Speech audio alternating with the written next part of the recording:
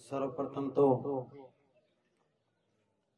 रानीसर गांव के इस गुवाड़ के इस मरुभूमि को नमन कर रहा हूं, और उसके बाद में तमाम लोगों का बहुत बहुत धन्यवाद, आभार कि शिक्षा की जागृति के अंदर आप इतनी बड़ी संख्या के अंदर इस क्षेत्र के अंदर अलग जगाने का काम कर रहे हो। साथियों, लंबे समय से छात्र राजनीति से जुड़ कर रहे हैं। जब भी राजस्थान के अंदर जहां कहीं भी छात्रों को हमारी जरूरत पड़ी, किसान के बेटे बेटियों को जरूरत पड़ी, हमने हमेशा से उनकी लड़ाइयां लड़ने का काम किया है। लेकिन निश्चित तौर पर देखा गया कि गंगानगर हनुमानगढ़ के अंदर, साथ ही बीकानेर के अंदर, जब ये बीच का इलाका आता है, इस इलाके के अंदर शिक्षा की जब बात आती है तो अधिकांश साथी है वो आज भी अनपढ़ की स्थिति के अंदर है। मैं गांव के अंदर देखता हूं, अपने आसपास के गांव देखिए, साक्षरता की जो दर है वो 5 या 7% है। लेकिन जहां जहां शिक्षा का माहौल बना था, उस क्षेत्र के अंदर नए नए आयाम स्थापित हुए हैं। जब भी जहां जहां शिक्षा ने पैर पसारे हैं, वो इलाका आबाद हुआ है। आज शिक्षा के मामले के अंदर मैं उदाहरण देता हूं। मैं मूलतः पिंपासर से गांव से आता हूं।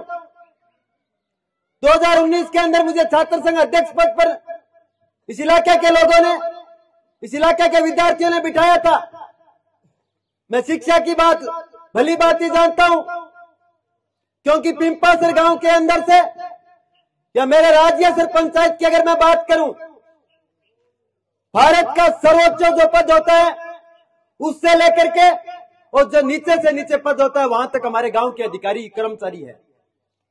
ये हमारे शिक्षा की जो व्यवस्था है वो है। इलाके के अंदर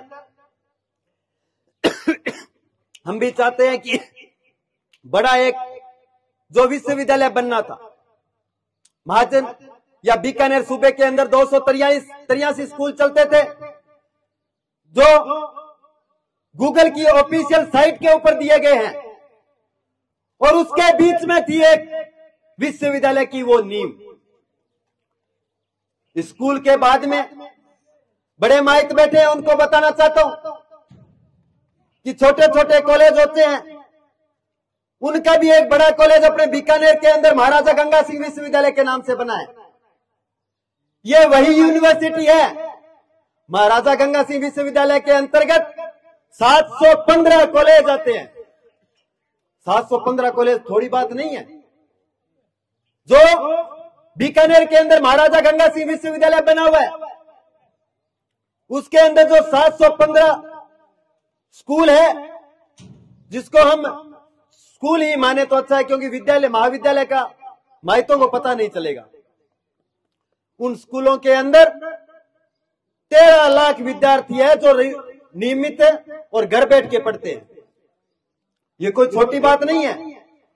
और वो बीकानेर अकेले का नहीं है, वो बीकानेर के साथ साथ में चूरू, हनुमानगढ़ और गंगानगर के अंदर जो भी कॉलेज चलते हैं वो उसके अंदर आते हैं। आज बीकानेर रियासत के अंदर चलने वाला ये केशवानंद जो महिला विद्यापीठ है, वो 243 स्कूलों से ऊपर था, लेकिन आप लोगों ने इसको समझने की भूल कर दी। मैं अपने आप को दुर्भाग्यशाली मानता हूं कि मैं राजस्थान के अंदर लड़ता रहा, लेकिन मुझे पता नहीं था कि मेरे इलाके के अंदर 50 किलोमीटर के अंदर इतना बड़ा विश्वविद्यालय है। लेकिन विद्यार्थियों की बात आई, मैं विद्यार्थियों को भली भांति रूप से जानता हूं। आपके गांव का एक किस्सा सुना दूं। यहां से जयपुर की बस आती है, सुबह 7 बजे बच्ची का पेपर होता है और उसको जाने के लिए साधन नहीं मिलता। जयपुर वाली एक भी बस नहीं रुकती इस गांव के अंदर। उस बच्ची को मजबूरन आप यहां से मोटरसाइकिल लेकर के अर्जन सर लेके जाते हो, बेरियल पर खड़ा झाला दे माइक बस वाला ही कौन रोके, बिंगे बाद में क्या बस वाला रोके कौन, जब रात में 4 बजे फोन बाजे, 3 बजे फोन बाजे, क्या बेटा बस कौन रोके। रानी सरगांव के बहुत सा साथी है जो युवा साथी है वो फोन करे, बिंगे बाद में बस वाला ने क्या अरे रोक ले, नहीं तो सूरत गिराऊ थी शीशा फूट जैसी। कोई 2-4 बेली बना के रोका, 150 रुपया भाड़ो ले लिया माइक, और बिंगे बाद में बड़े पहुंचा। बहुत से बच्चियां को गांव पेपर छूट गया, वह समय पर पहुंचे को नहीं, इनू जावा तो लूणकड़ सर जानो पड़े या बीकानेर जानो पड़े। अगर सामने नहीं निकला तो बड़े कमरे की व्यवस्था देखनी पड़े। आप लोग रिश्तेदार कौन रहे, भाई कौन रहे, बेली कौन रहे। अगर इलाके के लोग समझते, अगर इलाके के लोग जागृत होते, आप लोग अगर जागृत होते तो यहां से मात्र 5 मिनट का रास्ता है। 7:30 बजे अगर पेपर है तो 7 बजे उठते तो विश्वविद्यालय के अंदर आप अपने बच्चियों का पेपर दिला पाते। मैं इलाके के लोगों से कहना चाहता हूं, ये लड़ाई छोटी नहीं है, 2000 बीघा की हमारी लड़ाई नहीं है। अगर यहाँ की महारानी और आका कहती है कि मैं इस इलाके के अंदर व्यवस्था कर दूंगी या नहीं करूंगी, हम गारंटी लेते हैं कि वो जो 1956 के अंदर और उसके बाद में विश्वविद्यालय की मान्यता मिली थी वो कागज हमें दे दे और गांव के ग्वाड़ में पौड़ियां मार दे, हम बनवा देंगे उस विश्वविद्यालय को। गांव ग्वाड़ के अंदर से चंदा करके बना देंगे। पता नहीं कितनी कितनी बड़ी संस्था है जो चंदों से चलती है, लेकिन मान के चलो क्या चोरी तो चोरी सा क्या सीना चोरी करे, और बिंगे बाद में अगर कोई आवाज उठावे मुकदमा करवा देवे, जड़म ठुका देवे। मैं तो ये चीज को चमत्कार दिखाना आया, अब मांग थारी है वो हरी बैठी आएंगी है, थारी आप सिरी उठाई है, मारी का ही मांग का नहीं। लेकिन मैं यही खातर आया कि एक आदमी हटायो, मुकदमो करवायो, चेत के महीना टांटिया लो छतो थेड़ियो मैडम जी आज होगा इतना या बैठा किसा किसा पर करवाओगा मुकदमा थाना भर जाएगा इतना। हमें इलाके के अंदर शिक्षा की जागृति के लिए बात करता है, उसके ऊपर मुकदमा किया जाता है।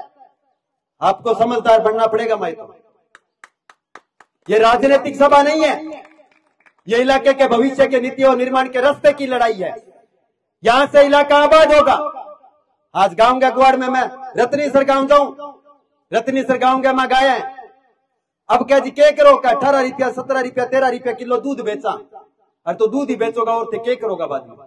बिंगे बाद में क्या जी घी निकाला, घी कितना रुपया बेचोगा, 350 रुपया बेचा या 450 रुपया बेचा, और उसी घी को यहां से बीकानेर लेके जाता है मेरे जैसा पड़ा हुआ व्यक्ति, और वहां जाके अपने रमला जमला लगा के और टांगड़ी पट्टियां लगा के उसको डब्बे में पैक करता है, और उसके बाद में उसको दिल्ली भेजता है।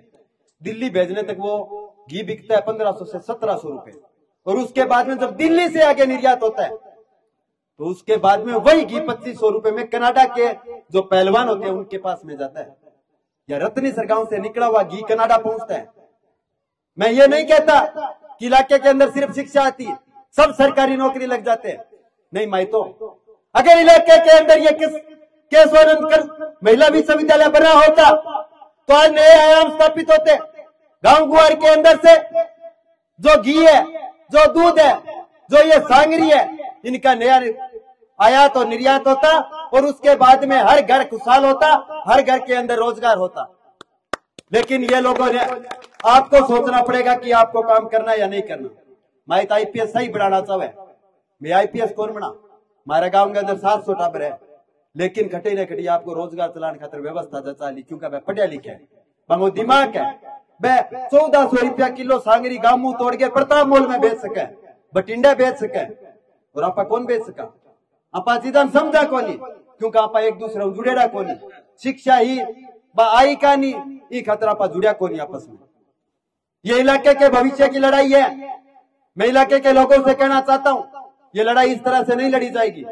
मजबूत हो जाओ, और उसके बाद में इलाका जब एकजुट होकर के निकलेगा तब निश्चित तौर पर इस लड़ाई को जीतेंगे। और उसके बाद में इसी जो आगे एक तारीख है उसका घोषणा हरिजी ने की हुई है वो ही करेंगे दोबारा। उससे पहले इस विश्वविद्यालय की नींव लगाएंगे। धन्यवाद। आप सभी जो बाहर से है उनका एक बार फिर धन्यवाद। मजबूत रहो, संगठित रहो।